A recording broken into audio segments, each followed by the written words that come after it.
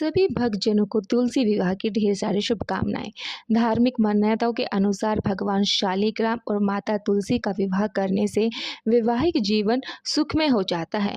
इस पावन दिन विधि विधान से पूजा अर्चना करके व्रत जरूर रखना चाहिए और कथा भी पढ़नी चाहिए।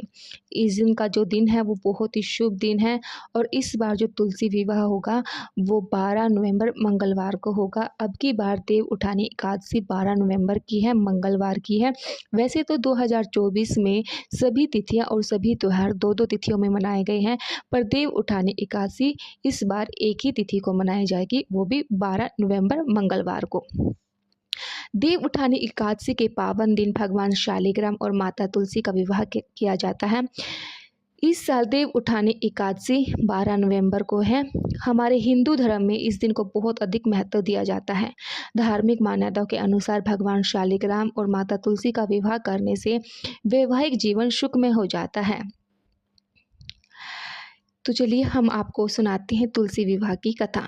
जलंधर नाम का एक पराक्रमी असुर था जिसका विवाह वृंदा नाम की कन्या से हुआ। वृंदा भगवान विष्णु की परम भक्त थी और पतिव्रता थी। इसी कारण जलंधर अजेय हो गए। अपने अजेय होने पर जलंधर को अभिमान हो गया और वह श्रव की कन्याओं को परेशान करने लगा। दुखी होकर सभी देवता भगवान विष्णु की शरण में गए और जलंधर के आतंक को समाप्त करने के लिए प्रार्थना करने लगे। भगवान विष्णु ने अपनी माया से जलंधर का रूप धारण कर लिया और छल से वृंदा के पतिव्रत धर्म को नष्ट कर दिया। इससे जलंधर की शक्ति क्षीण हो गई और वह युद्ध में मारा गया।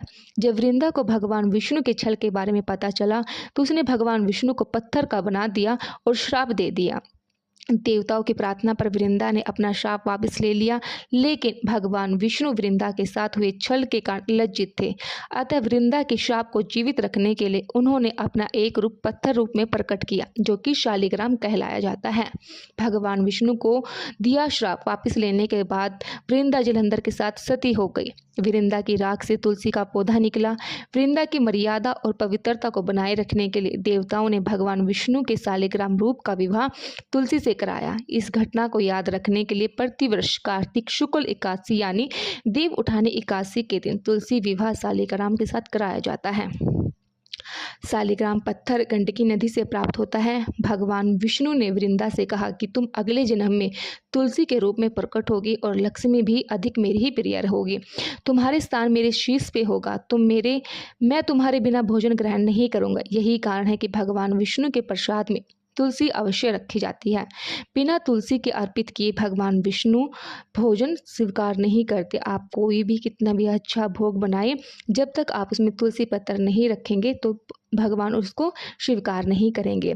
और एक बात का आप विशेष ध्यान रखिए, क्योंकि एकादशी के दिन तुलसी को तोड़ा नहीं जाता, तो आप सोमवार को 12 बजे से पहले ही तुलसी पत्तर तोड़ के रख लीजिए, ताकि आपको मंगलवार को तुलसी पत्तर नहीं तोड़ने पड़े। अगर आप भूल जाते हैं सोमवार के दिन अगर आपने तुलसी पत्तर नहीं तोड़े हैं, तो आप मंगलवार को अपने पेड़ के पास जहाँ पे आपके तुलसी जी का क्यारा है, अगर आपको नीचे पत्ते पड़े मिल जाए तो आप उनको उठा के उनको धो के भगवान जी के भोग में इस्तेमाल कर सकते हो।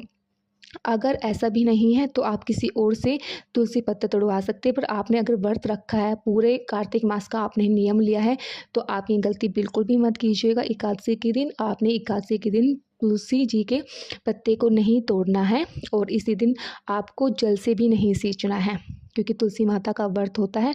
अगर आप जल से इनको सींचते हो तो उनका व्रत खंडित हो जाता है। तो ये छोटी छोटी बातें हैं, आपने ध्यान रखनी है और आप सभी का मंगल हो। धन्यवाद।